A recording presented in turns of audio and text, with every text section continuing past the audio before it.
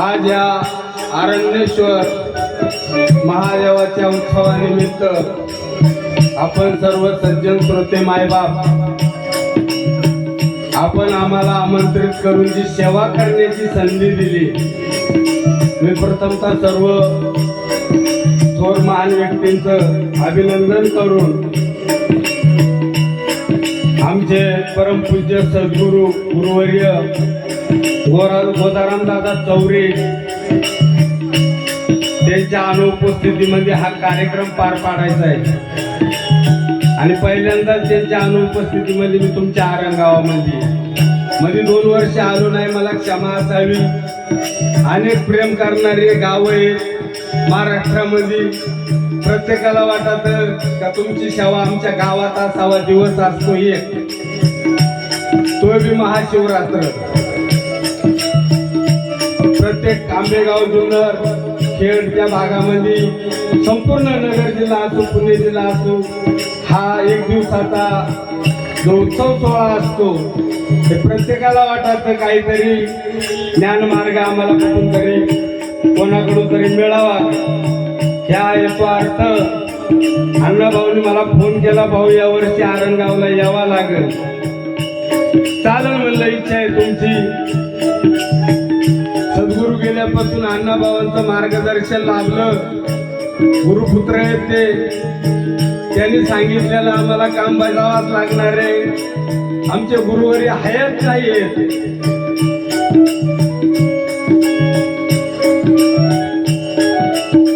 असो, त्यांच्या मूर्तीला प्रथमतः अभिवादन करून प्रथम परदेश शाहीर राजूभाऊ निमशे आणि पाराजीभाऊ पानसंबळ कलगीतुऱ्याच्या माध्यमातून प्रश्न आणि सवाल आणि जबाब. कोणाला किती येतं कोणाला किती येत नाही हा भाग वेगळा आहे, पण कोणाच्या सद्गुरूनं कोणाला किती ज्ञानाची महती दिली या कलगीतुऱ्याच्या माध्यमातून कळतं. कारण 6 शास्त्र 18 पुराण 4 वेद या कलगीतुऱ्यावाल्याने त्याला सगळं फाकडून दळणातल्या खड्यासारखं बाजूला केलं, म्हणून हा कलगीतुरा झालाय. समोरचे प्रतिस्पर्धी शाहीर राजूभाऊ निमशे बराच इकडे आंबोऱ्या साईडला कुठेतरी आमचा तालमीत कार्यक्रम झाला. म्हणजे दोघे पैलवाने तालमीत कार्यक्रम ठेवला आमचा. आम्ही तालमीत कार्यक्रम केला.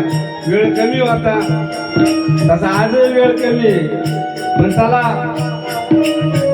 कारण बाईचं लाड करणं हे पुरुषाचं काम आहे. नाही झालेलं आहे अवघड आहे. अवलर जन्म येऊन काहीतरी साधन करावे. हे साधन करावे. कवी समज काय आमचे गुरुवर्य गोदाराम दादा चौरे यांची साखी आहे. दुसऱ्याचं टोपलं मी कधीच उचकलं नाही. महाराष्ट्रभर कार्यक्रम केले. स्वतःच्या टोपल्यातलं भाकर खायची भाऊ. कोणाचं टोपलं, कारण ह्या घराण्यामध्ये ह्या गुरु घराण्यामध्ये कसला तोटा नाहीये. खरी कलगीतुराला सुरुवात झाली आता. आणि कलगीतुरा आपण शांत चित्तेने ऐका. कारण आपण जन्माला आलोय आणि या जन्माचं सार्थक स्वहित कशात आहे हे जास्त पाहिलं पाहिजे. आम्ही किती भांडतो याच्या नादी लागू नका तुम्ही. आमचं भांडण नाहीये, आमचा हा शास्त्राचा संवाद आहे. राजूभाऊकडून एखादा शब्द मला गेला किंवा माझ्याकडून त्याला गेला हे शास्त्राभावी आहे. आमचं काय बांधावरलं भांडण नाही किंवा पुढे एखाद्या इष्टकीसाठी आम्ही भांडत नाही, पण आपल्या जीवाचा उद्धार कशापासून आहे याच्यासाठी संवाद साधायचा आहे. आणि मग स्त्री आणि पुरुष, स्त्री अर्धी अंगी म्हटलेले आणि त्या अर्धी अंगीला सगळं कधी खरं सांगायचं नाही, कारण तिला अर्धच सांगायचं. ती अर्धी अंगी आहे का नाही, तिला अर्धच खरं सांगायचं. जाणार आहे. तिला सगळं खरं सांगितलं. पुढे आता मी सांगल तो विषय तुम्हाला. पण प्रथम दादांची साकी काय सांगते पा.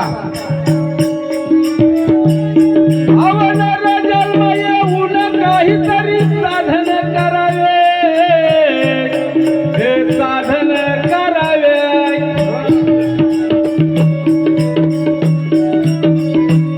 हे साधना विना नाही सिद्धांता ध्यानी धरावे.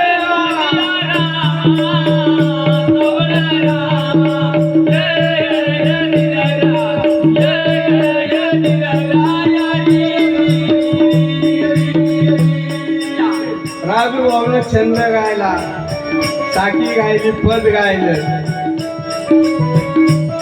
शब्दगणित प्रश्न ठेवला. पण किती त्याचं उत्तर सजोपणाने जरी दिलं तर त्यांच्या पक्ष पातळीवरती स्त्रीची भूमिका आहे. गुन्हा कबूल करणं यांच्या त्यांच्या धर्मात नाही. माझं चुकलं म्हणणारी ती कधीच म्हणू शकत नाही. आपण मला बायको आहे, तिनं जर काही चूक केली, जर मी बडबड जर केली ना, मी बोललो का लगेच एक शेजारी येऊन तिला चिगाटली, का ग तुला नवरा तुला बडबड करीत होता. ती म्हणणार नाही माझं चुकलंय, त्याला तोंड सुटलंय. काय म्हणणार, त्याला तोंड सुटलंय. पण माझं चुकलंय याच्यावरून बडबड केली ती कधीच सांगणार नाही. माता भगिनी माझ्या आईप्रमाणे सर्व माया माता मावल्या बसलेले आहेत. या कलगीतुरेच्या माध्यमातून थोडंफार होणारच आहे.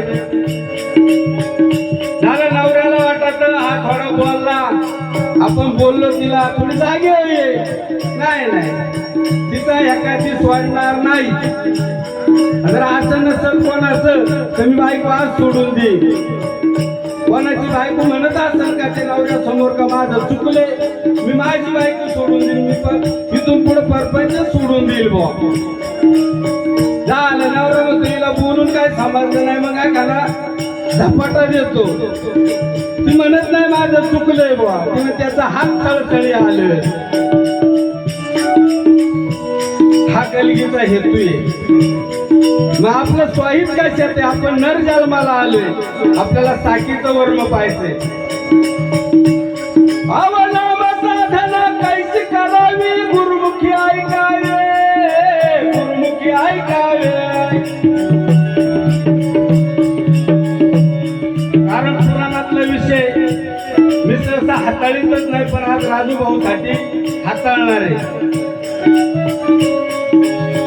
कारण अण्णा भाऊने प्रस्तावनामध्ये जे गायलं ते म्हणले नाम पवित्र आहे. भक्ती मार्गातून नामाची व्याख्या काय, ते नाम कुठे, नामापुटी नाम घेता घेता अनेक संतांना देव भेटला. तसं आपणही नाम घेऊन जर आज महाशिवरात्रीच्या पर्वावरती जर देव भेटत असेल तर नाम घ्यायला काय हरकत नाही, नाही का. त्यांना झालं मग त्यांना नवरा असला माहिती सक्सेस झाली. पण आपल्याला नाही ना चालणार, आपल्याला देवाला ईश्वराला विसरून चालणार नाही. मग आपलं हित कशात आहे. अवनाम साधना कैसी करावी ना, गुरुमुखी ऐकावे, गुरुमुखी ऐकावे. हे नामस्मरण करून आपण स्वाहित साधावे. माझी रामा सावळा रामा, ये दिराया, ये दिराया यारी. आणि मग स्वाहित कशात आहे तर नामात आहे. मग नामासाठी साधन कोणती आहे. मग साधन जर नामासाठी वापरलं आणि आपण नामामध्ये जर सिद्धी पावलो तर साधन कोणतं वापरलं हे विचारून चालणार नाही. आहे का नाही भाऊ. तुम्ही जर इथून जर मोटरसायकल गेले नगरला पोहोचले, मग काय मोटरसायकल ती मोटरसायकलची तुम्ही काय हाय मोकळून जाणार नाही. ते जाऊन तुम्ही काही घ्या मार्केटला, त्याची मार्केटला घेऊन मोटरसायकल तिथं ठेवून येणार आहे का. साधन काय वापरावं लागत आहे नामासाठी. चला म्हणून गुरु काय म्हणतात का, नाम साधना कैसी करावी, गुरुमुखी ऐकावी. नामस्मरण करून आपले स्वाहित साधावे. अव गुरु दत्तात्रय म्हणे आपले स्वाहित साधावे. अव स्वाहित साधावे. आणि गुरु गोदर म्हणे गुरु नाम सदामुखी गावे. माझी रामा रावण रामा जय दिरारा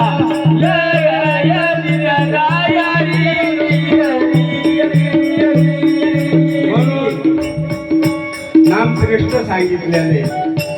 असो कोणताही विषय चालू त्यांनी कडव्यागाने प्रश्न विचारले. कडव्यागाने अख्खं पदच प्रश्नांमध्ये गेले त्यांचं. तेव्हा आता थोडं काय हाताळू नंतर काय हाताळू बरेचसे आहे रे.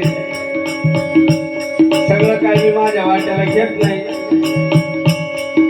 त्याचा उलगडा करायचा ठरला तर प्रश्न काय फार अवघड आहे असं काय नाही. त्याने ते सोडून कोणी दिलं, नंदी कोणी दिला, कुणाच्या चाटातून गंगा वाची, तिचं नाव काय, तिला आता सगळे गंगाच म्हणतात. पण शास्त्र अनेक शास्त्रामध्ये कोणाला पुढं काय सापडलेलं असतं, ते सोडून कोणी दिलं, असे बरेच प्रश्न आहेत. पण मग किंवा त्या 21 नद्या त्यांची नावं काय, मंगलाष्टकांमध्ये एक तर मंगलाष्टकच आहे त्याच्या नावाचं. पण अण्णाभाऊनी 24 नाव विचारली होती महादेवाची. त्याच्या सापडून महादेव कवा झालाय. यांनी जो प्रश्न विचारला तुमच्या महादेवाला महादेव नाव कवापासून झाले दस भाऊ. मग ते 24 मूर्ती गणपती बाबांनी सांगितल्या. 24 मूर्ती वेगळ्या राहिल्या साधू जण म्हणती. असे झाले किती युग न कळे कोणाचं गणती. आपलं तर युग 28 मिनिटेवर युग एवढं 28 युगाचं प्रस्थापित माहिती. पण गणपत बाबा म्हणतात झाले किती युग न कळे कोणाचं गणती. कोणत्या युगामध्ये हे 24 अवतार घेतले देवानी. मग तसं आता मंगलाष्टकाचे गंगा सिंधू सरस्वतीच यमुना आहे का नाही, पूर्ण मंगलाष्टक आहे त्या नावाने भरलेला आहे. तुम्ही धरून जर पंडित बसले ऐका कबीराया.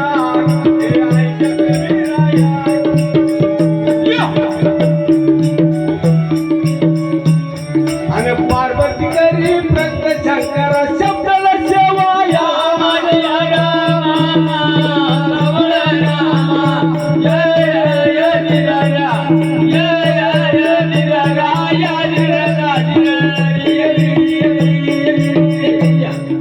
सद्गुरूंनी ज्ञानाची महती दाखवली. गणपत बाबांनी सांगितलं नको वागवू व्यर्थ वध.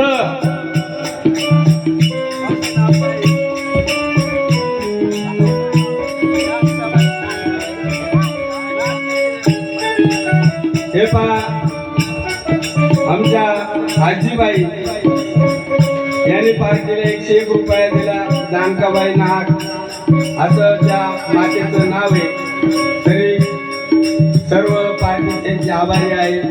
धन्यवाद. तेव्हा वध मी तुका म्हणे माझे तुम्हा संतावरी वजे. संतांच्या चरणी वज अर्पण केलेले सद्गुरु कृपेने. 1984 ला डब हातात घेतला. दादांबरोबर सेवा केली पुऱ्या महाराष्ट्रभर. या पट्ट्यामध्ये थोडं कमी येणं झालं असं मुंबई पर्यंत, पश्चिम पट्टा, इकडं कोल्हापूर, सांगली, मिरज, सातारा. पण प्रसिद्धीसाठी गायन नाही केलं महाराज. पुढं तुमचा युट्यूबला आपली पुढे एखादी कॉपी सुद्धा भेटणार नाही. आमच्या नारायणगाव मध्ये फेस्टिवल भरवलं होतं. RR पाटलांनी त्यावेळेस ते गृहमंत्री होते. 850 फॉर्म भरून घेतले. मी फॉर्म दिला नाही. केवळ मानधनासाठी. शेतकऱ्याचा मुलगा आहे. 2 हातांनी शेतीमध्ये कष्ट करणार, घामाचे पैसे कमावणार, त्याच्यावरती उदारनिर्वाह चालवणारा आता एकमेव शाहीर आहे महाराष्ट्रामध्ये. कोणत्या दारात कोणत्या सरकारी दरबारामध्ये मला गेला नाही का मला मानधन द्या म्हणून. ईश्वराने कष्ट देह दिलाय. हा देह ईश्वर भक्तीसाठीच अर्पण करायचा आहे असा मनाचा हेतू गोदाराम दादा चौरे यांच्या ज्ञानाच्या महत्त्वामुळं आगमवलेला आहे.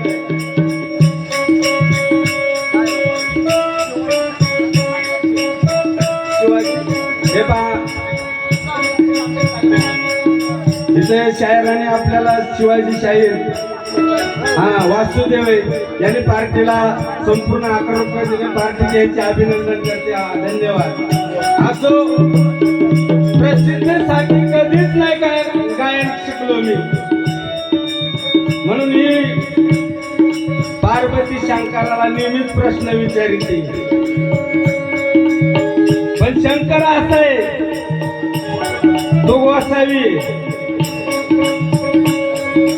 त्याच्याजवळ जे द्यायला होतं त्याने दिलं एकदा, पण त्याचा लाभ कोणी घेतला? मच्छानी.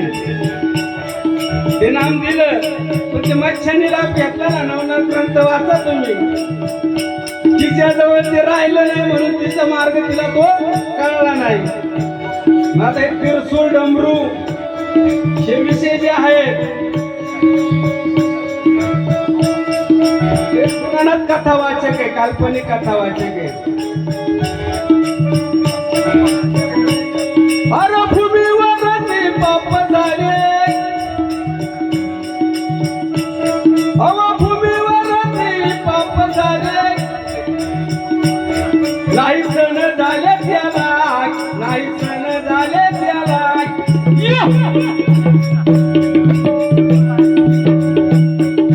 म्हणून भक्तासाठी त्याने हा अवतार धरला. माझी रामा सावळ रामा,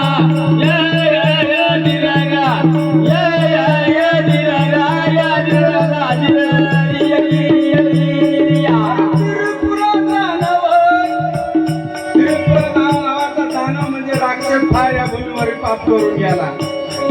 याला मारायला कुठलंच साहित्य नव्हतं. आणि मग शंकराने काय प्रार्थना केली विश्वकर्माजवळ? त्याला मारायचे. म्हणून या त्रिपुरा दानवाला कशाने मारलं शंकराने? अरे त्रिपुराला मारण्यासाठी रे त्रिशूळ दिला, अरे त्रिशूळ दिला.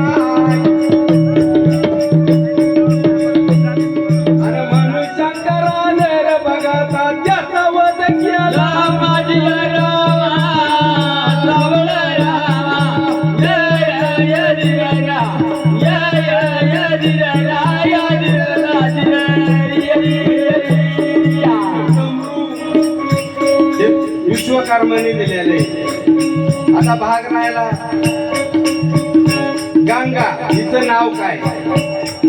ही स्वर्गातून कोणी आणली ते नाही विचारलं. मी नाही एवढा प्रश्नाचा विषय देत. हिचं नाव गंगोत्री आहे.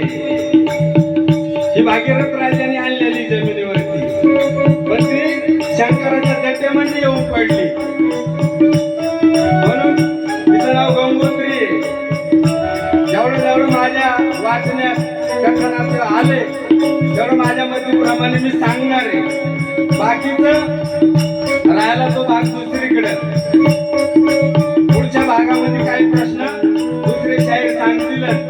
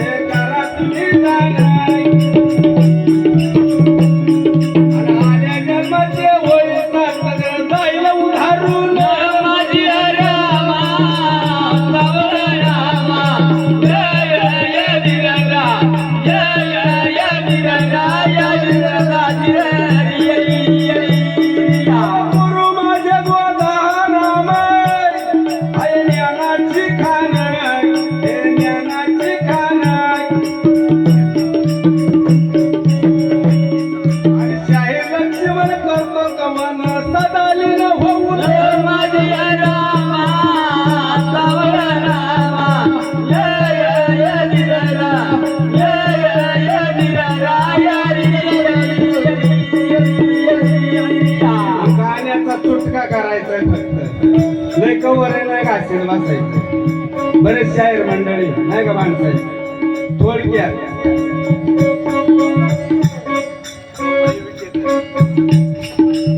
गौबाई विटेकर या मातेनं पार्टीला 51 रुपये दिले तरी पार्टी त्यांची आभारी आहे. धन्यवाद. म्हणून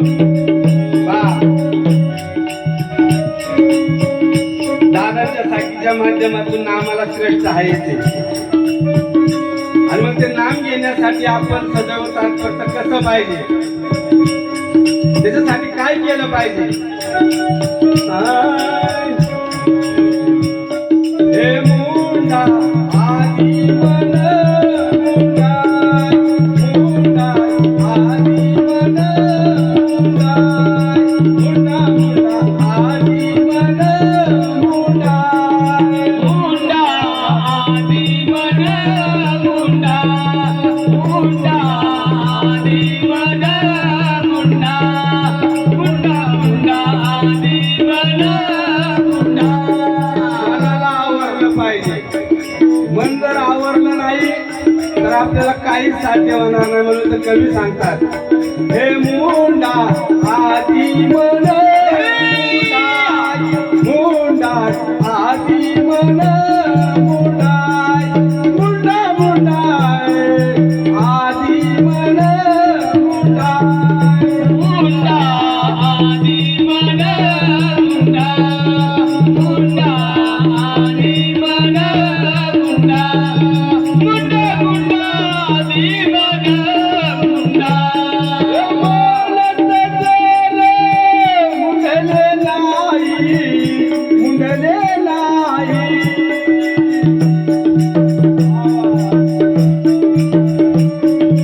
तेथे ब्रह्म करील काही, करील काही.